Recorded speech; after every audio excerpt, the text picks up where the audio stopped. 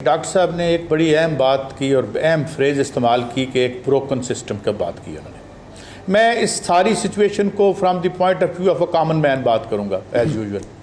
बात यह है कि यहाँ पे नैब के पैसे मेरी जेब से जाते हैं, FIA के पैसे मेरी जेब से जाते हैं।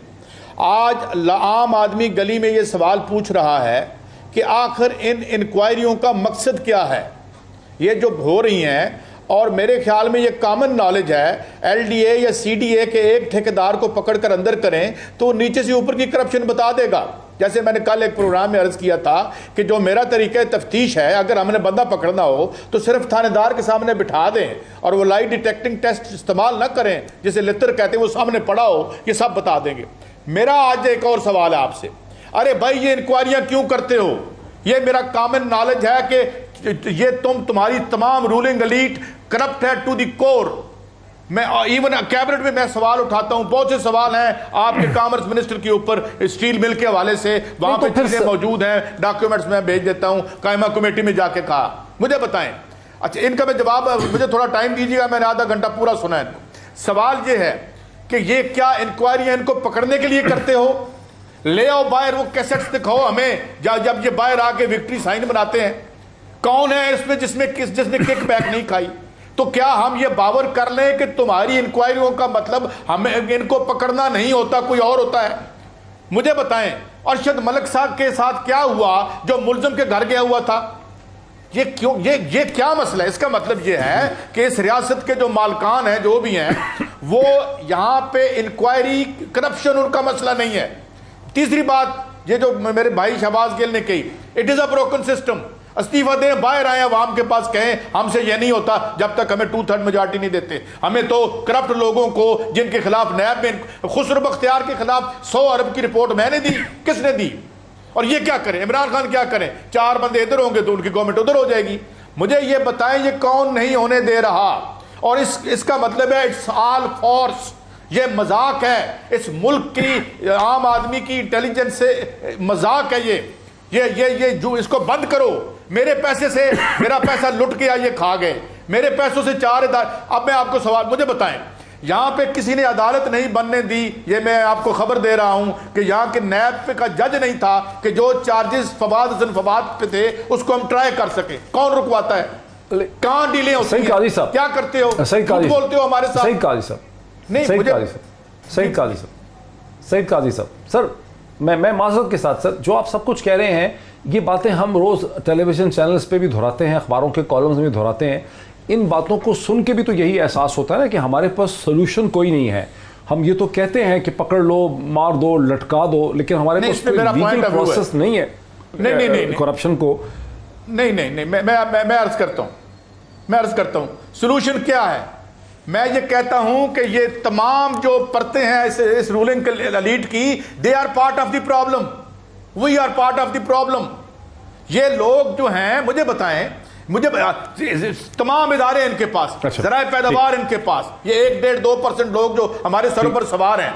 इसका मतलब ये है कि हमें एन ब्लॉक एंड मैस इन्हें तारीख के कूड़ेदान में फेंकना होगा। ये कोई काम नहीं कर सकते। ये कहते हैं सिस्टम ब्रोकन है, अगर सिस्टम ब्रोकन है तो मैंने ठीक करना है। लेकिन सही कहा साहब, बुनियादी बात तो यह है कि ना मीडिया में किसी को पता है कि सिस्टम किस तरह से चल सकता है और रिफॉर्म हो सकता है। हम सख्त बातें तो कर देते हैं कि एविडेंस है, इसको पकड़ते क्यों नहीं, इसको लटकाते क्यों नहीं, इसको फंदा क्यों नहीं देते, लेकिन आप देखते हैं जो लोग इस मुल्क से दौड़ जाते हैं उनको वकला दौड़ा देते हैं। लीगल कम्युनिटी के ऊपर कोई पाबंदी नहीं है, वो हर किस्म की क्रिमिनल एडवाइस अपने मौकल को देते हैं। हालांकि जो ज़्यादातर वेस्टर्न वर्ल्ड है वहाँ पर अब वकला कम्युनिटी के ऊपर पाबंदियाँ लग चुकी हैं, वो अपने मौकल को अगेंस्ट द लॉ जो है एडवाइस नहीं दे सकते हैं। यहाँ लोगों को दौड़ा दिया जाता है, उसके बाद आर्गूमेंट ये दिया जाता है कि अब चूंकि ये है नहीं, ये केस चल नहीं सकता। अदालतों को पता होता है कि ये सारी स्ट्रेटजी है, लेकिन अदालतें भी एग्री कर लेती हैं। इस मौजूदा सूरत हाल में कैसे वो सब कुछ मुमकिन होगा डिलीवरी, जिसकी आप बात करके गुस्से में आगे चल पड़ते हैं? देखें, मैं थोड़ा सा जवाब भी अपने भाई का देना चाहता हूँ। हम ज़ाहिर है कैरियर जर्नलिस्ट हैं, मुलाजमतें करते हैं, कभी यहाँ की कभी वहाँ की, और हमारा एहतसाब भी हो सकता है। हमारे अंदर बड़े करप्ट लोग हैं। हमारा दुख ये है कि उनको भी किसी ने नहीं पकड़ा। सवाल ये है कि या फिर ये भी कह दें कि ये भी नौकरी कर रहे हैं, ये हमारी ज़िंदगियां बदलने नहीं आए थे।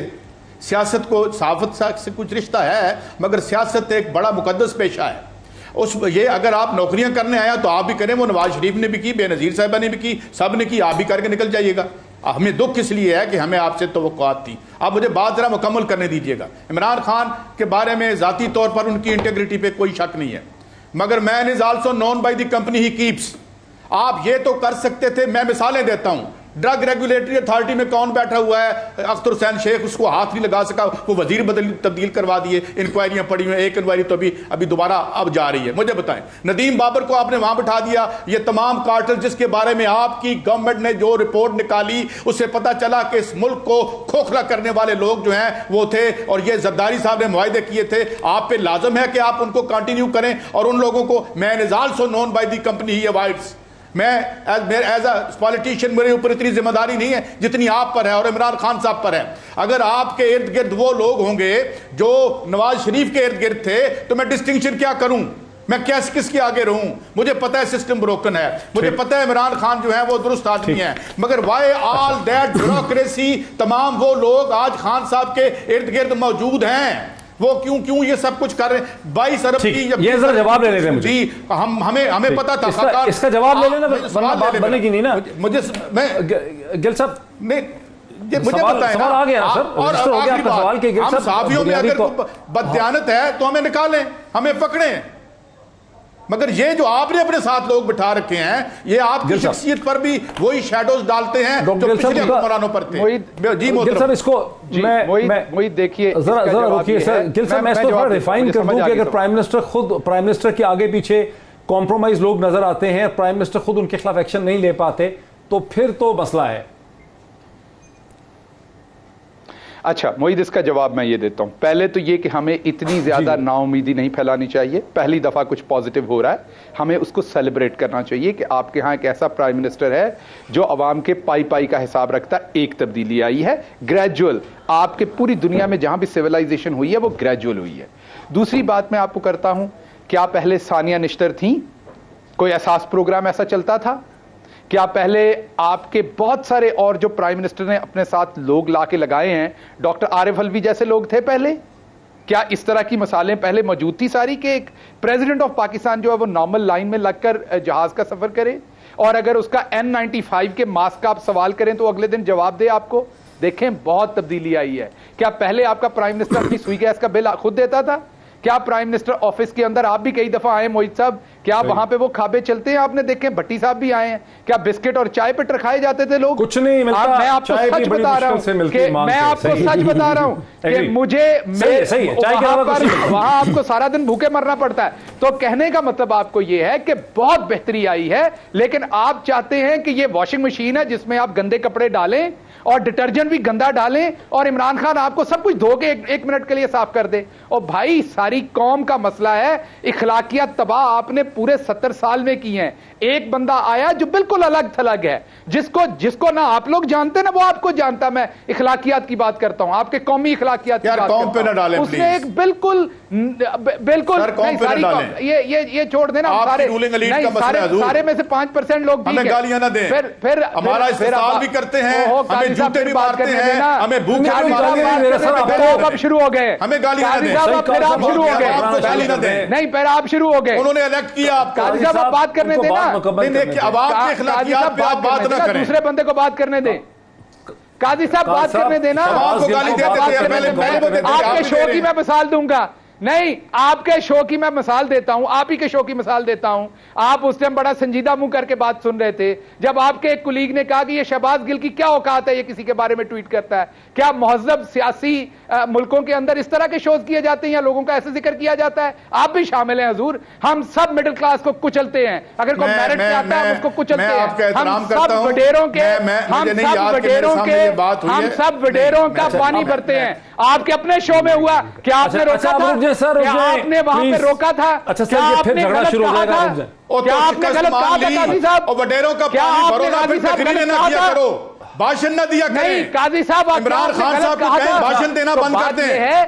अगर करप्ट लोग आपके दाएं बाएं बैठ रहे हैं तो भाषण बंद कर दें। मैंने आपको कभी गाली कर लेना, कभी किसी को दूंगा, लेकिन भाषण ना दिया करें। आर्गुमेंट मुकम्मल कर, मैं ये कर दूंगा, मैं वो कर दूंगा। बहुत कुछ क्या ये और फ्रोई बातें ना करें, बहुत कुछ फ्रोई बातें ना करें। अब चाय की प्याली का मसला नहीं है, आम आदमी की जिंदगी का मसला है। काजी साहब एक सेकंड, जरा इसमें एक सेकंड, काजी साहब एक सेकंड, आप भी इधर ही थे, हम भी इधर ही थे। एक सेकंड काजी साहब, एक सेकंड बात सुन लीजिए, आप पहले भी इधर ही थे, लेकिन अच्छा, अब आपके क्या सामने खामखा जज्बाती इशू आपने खड़ा कर दिया है, हो गया आपका पॉइंट जी। मैं सही है, हाँ जी, ठीक मैं है, सिर्फ ठीक है, वही ठीक है, बात आप जरा कह रुक रहा जाएं हूं आप दोनों कि हम देखिए, एज अ देखिए, कॉम मसला क्या है, मैं फिर 5% उसी- लोग हैं जो रूल जी, जी। रेगुलेशन पे चलना चाहते